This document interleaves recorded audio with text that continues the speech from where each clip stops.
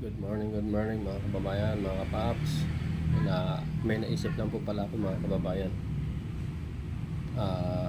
Dahil dito sa ating pangyayari sa bayan natin ngayon mga kababayan.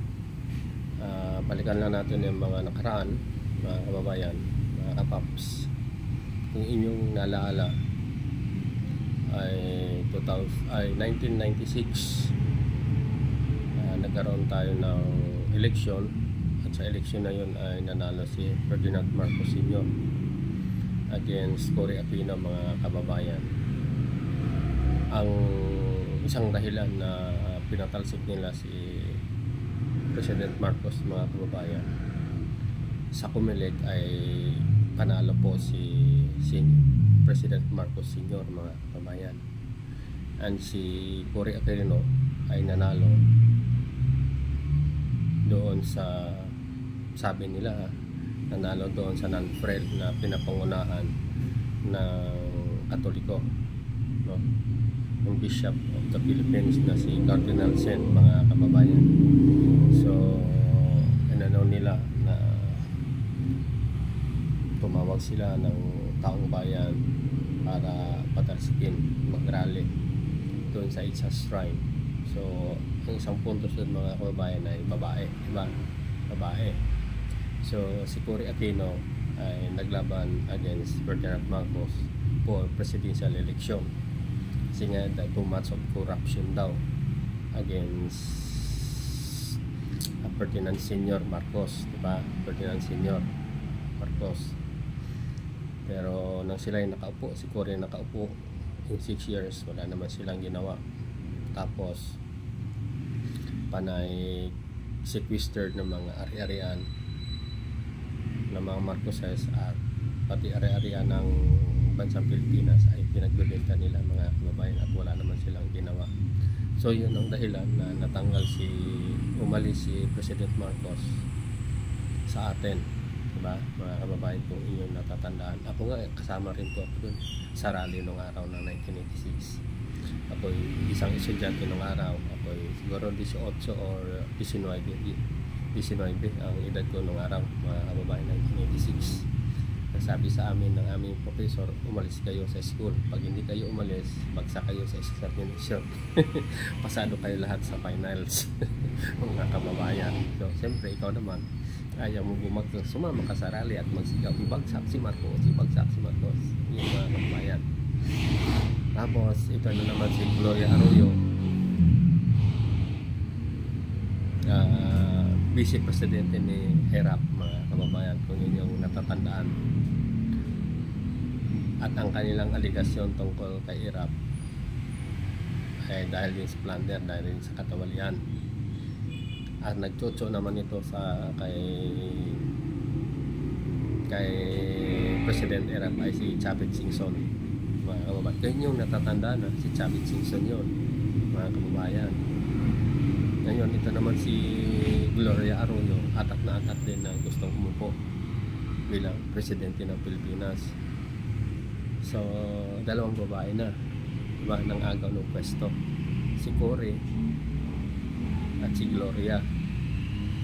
Si Gloria ay umupo siya kasi nag-rally sila sa kaso ni Joseph Estrada, ni President Joseph Estrada, na si Bilar, di ba yun? O si Pidal, di ba? Doon sa impeachment complaint. Magsialisa naman sila, hindi naman natapos yung impeachment na yun mga kababayan eh. So tinanggal nila si ERAP mga kababayan doon sa EDSA-2 nila. So si Gloria Arroyo ay atat na atat din na gustong umupo mga kababayan. So naupo siya bilang presidente natin kay ERAP. Ngayon naman si Gloria naman, sa 9 na taon niya sa pag-upo, panungkulan bilang presidente ng Pilipinas, okay, marami din siya nagawa.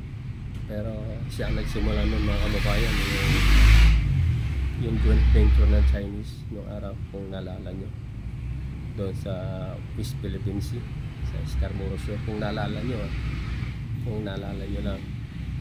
na ang sabi nga doon ni Gloria ay 60-40 ang hatian, diba? So nagka-interest yung mga Chinese doon sa West Philippine Sea, doon sa Scarborough Shoal. Tapos nagkakaso naman yung asawa nito ni Gloria Arroyo na si Mike Arroyo, di ba, mga kabayan niya, si Jose Pidal. Jose Pidal ba yung mga kababayan? Yun ang kaso ni Gloria Arroyo. Tapos na nag-eleksyon, nag-re-eleksyon naman, ano sabi niya, Hello Garci, di ba, mga kababayan, Hello Garci. So Hello Garci, I am sorry daw, sabi niya ni Gloria Arroyo, mga kababayan. So nakita niyo po yung history, yung mga babae pala nung naagaw ng pwesto, ganit pala sa kapangyarihan ng mga babae, mga kababayan. Pero hindi naman siguro lahat, siguro sa parting politiko lang, mga ganit na mga ganit, di ba, mga kababayan. Siguro si Cory Aquino, pinaupo nila, gusto rin maging presidente. Si Gloria, tinanggal nila si Erap, nakasyam na taon sa panungkulan bilang presidente. Ito na naman ngayon yung latest, yung bago na naman, mga kababayan. Diba, ito naman si Sara Duterte, mga kababayan. Tandem sila ni PBBM, diba? Unity team ko, no? Unity team, yun pala back in their mind, pero na silang plano, diba? Back in their minds, may plano na talaga sila na babagsakin si PBBM, diba? Nang nanalo na si PBBM, ito ang kanyang ama, kuda ng kuda na itong ating presidente. Meron tayong presidenteng bangag, may presidente tayong halik, meron tayong presidenteng mahina, diba, mga kababayan? So ito si Sara, atat na atat din hanggang ngayon, diba? Nakikita niyo, mga kababayan, tatlong babae, si Sara,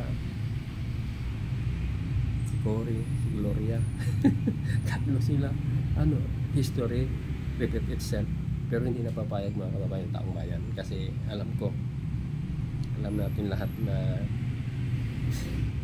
gising na ang taong bayan, gising na, mulat na, pero meron pa rin kunting naniwala sa mga Duterte, mga kababayan. Marami silang trolls na, so hindi natin papayagan na history repeat itself, mga kababayan. Mahalin natin ang ating bansa Pilipinas, ang ating motherland, ang ating lupang hinirang. Mahalin natin ang mamatay ng dahil sa iyo, mga kababayan. Yan si Sara, pag naupo yan, pro-China. Ano gagawin natin? Doon pa lang sa tatay niya, sabi niyo, gawin niyo kami province of China, o diba, mga kababayan? Kaya alam na ang kanilang kaliskis, ang kanilang karakas, mga kababayan. Kaya wag tayo papayag na mangyari na agawin nila kay PBBM ang administrasyon ito, mga kababayan. Let's unite, let's support PBBM hanggang matapos ang kanyang term, mga kababayan. Alam natin, sabi nga ng Panginoon, kung sino ang kanyang itinalaga ay walang makakakuha sa kanyang pwesto, mga kababayan. So dito tayo lahat na nagsusuporta para sa ating mahal na Pangulo, mga kababayan. So maraming salamat po. I hope na na-enhance kayo. I hope na nakapagbigay ako ng konting kaalaman na yung tatlong babae, mula kay Cory, mula kay Gloria, papunta ito kay Sara Duterte, gusto maagaw ng pwesto, mga kababayan. Sana itong pangatlong nito ay stop na, wala na, hindi na mangyayari, mga kababayan, kasi gising na tayo lahat. So maraming salamat po, mga kababayan, sa inyong panonood, sa inyong oras. Please like and share, please comment down below, at sana po ay subscribe po kayo sa ating maliit na vlog, sa maliit na channel, at dumami naman ang ating mga community, mga kababayan. Maraming salamat po muli sa inyong oras, sa inyong time, at sa ating mga kababayan dyan sa Luzon, Visayas at Mindanao. Ingat po kayo, maging sa ibang bansa na nagtatrabaho, mga OFW, mga seaman, mga crew. Ingat po kayo sa inyong trabaho, mahalin niyo po ang inyong mga trabaho.